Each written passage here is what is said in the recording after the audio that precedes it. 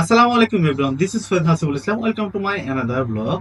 আজকে 14তম রোজা, আর 14তম রোজাতে আপনাদের কাছে একটা নতুন আকর্ষণীয় খাবার নিয়ে এসেছি। এটা ফালুদা। ফালুদা সাধারণত আমরা রেস্টুরেন্টে খেয়ে থাকি, খুবই মজাদার একটা খাবার, লোভনীয় একটা খাবার। আর সেই খাবারটি আজকে আপনাদের দেখাবো বাসায় কিভাবে খুব সহজে আপনারা তৈরি করবেন। তো আপনাদের ফার্স্টেই দেখাই যে কিভাবে আপনারা ফালুদা বাসায় বানাবেন।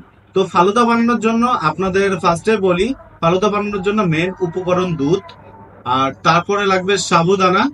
তারপর আপনারা বাসায় যে ফলগুলো খেয়ে থাকেন, যেমন আপেল, আঙ্গুর, কলা, তারপর ডালিম, এই জাতীয় কিছু ফল, মিষ্টি ফল, আর আইসক্রিম। আইসক্রিম ফোর সাবজেক্ট, যদি মনে করেন আইসক্রিম দিবেন সেটাও হবে, আবার যদি মনে করেন যে না আইসক্রিম দিব না সেটাও সম্ভব। তো আমি ফার্স্টে দুধ ভালো মতো জাল দিয়ে নিছি। এটা 1.5 লিটার দুধ, আর 1.5 লিটার দুধ আমরা অনেকক্ষণ প্রায় জাল দিয়ে দিয়ে দিয়ে দিয়ে এটাকে মানে অনেক কমাইছি, প্রায় 1 লিটারে নিয়ে এসেছি। আপনারা যতটুকু পারবেন, যত জাল দিবেন, আসলে যত জাল দিবেন, যত ঘনত্ব বাড়াবেন, আপনার ফালুদাটা খেতে ততটাই টেস্ট হবে। তো আমরা যথেষ্ট পরিমাণ জাল দিয়ে নিছি। ইভেন তারপরে আমরা সাবুদানা জাস্ট একটা হাঁড়িতে নিয়ে 15 থেকে 20 মিনিট ভিজে রেখেছি। সাবুদানাটা ফুলে যাওয়ার পর এটা সুন্দরভাবে পরিষ্কার করছি। পরিষ্কার করার পর বয়েলে তুলে দিছি।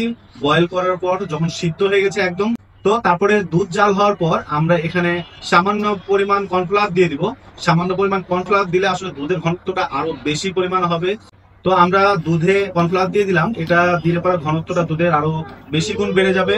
এবং সাবুদানাটি আমরা দিয়ে দিব এখন দুধের মধ্যে, দিয়ে আর কিছুক্ষণ বয়েল করে নিব। আর বয়েল করে নেওয়ার পর এখন মোটামুটি রেডি, এটা ঠান্ডা করার জন্য রেখে দিব। এবার আপনাদের দেখাই, এটা আমি সাবুদানাটি ঠান্ডা করার পর ফ্রিজে প্রায় 2 থেকে আড়াই ঘন্টা রেখে দিয়েছিলাম। আপনারা আরো বেশিক্ষণ রাখতে পারেন। এটা ঘনত্বটা বুঝতে পারছেন কতটা ঘনত্ব। সাবুদানাটার ঘনত্ব দেখেন কতটা ঘনত্ব। এখানে শুধু দুধের সাথে কর্নফ্লাওয়ার দেওয়া হয়েছিল আর সাবুদানাটা দেওয়া হয়েছিল, ঘনত্বটা কতটা পরিমাণ। এখন আমরা এখানে নিয়ে নিয়েছি এটা আপেল কুচি, আর এটা কলা আমি বেশ কিছুক্ষণ আগে কেটে রেখে দিয়েছি, এই জন্য একটু কালো হয়ে গেছে। আর এটা আঙ্গুর, আমরা 3টা ফলে ইউজ করব। আর এখানে আমরা নিছি একটা লেভেলের স্ট্রবেরি ফ্লেভারের একটা আইসক্রিম। এখন একটা বাটি নিয়ে নিছি, বাটিতে আমি সাবুদানা নিয়ে নিব।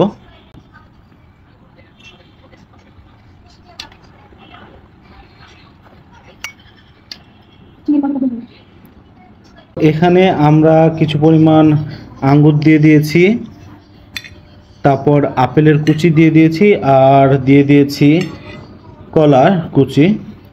এগুলো সবগুলো কেটে কেটে দিয়ে দিয়েছি। আপনারা দেখেন একটু, আপেলের কুচি, কলার কুচি, আর কিছু আঙ্গুর কুচি। এখন এখানে শুধু আমরা অ্যাড করে দিব আইসক্রিম।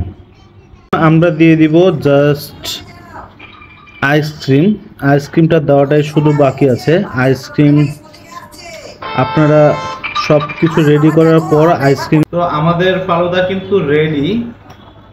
আপনাদের আরেকটা জিনিস বলতে ভুলে গেছি, যখন দুধ আসলে বয়েল করছিলাম, অসম্ভব মজা। দুধ যখন বয়েল করছিলাম তখন আমরা ওখানে 2 কাপ পরিমাণ চিনি দিয়ে দিয়েছি, এটা মিষ্টি করার জন্য। আসলে ফালুদাটা একটু মিষ্টি করলে ভালো লাগে।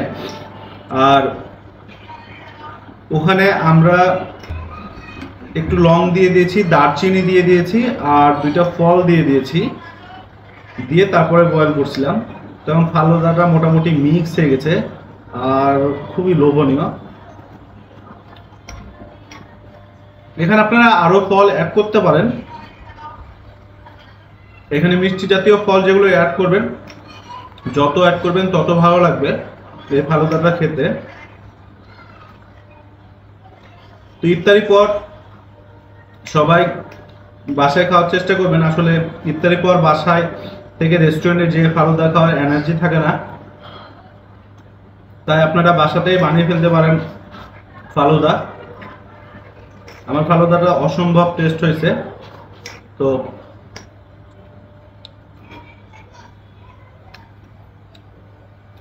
অসম্ভব সুন্দর। তো আজকের ব্লগটি এখানে শেষ করছি। সবাই ভালো থাকবেন, সুস্থ থাকবেন, ঈশ্বরের সাথে থাকবেন। আসসালামু আলাইকুম।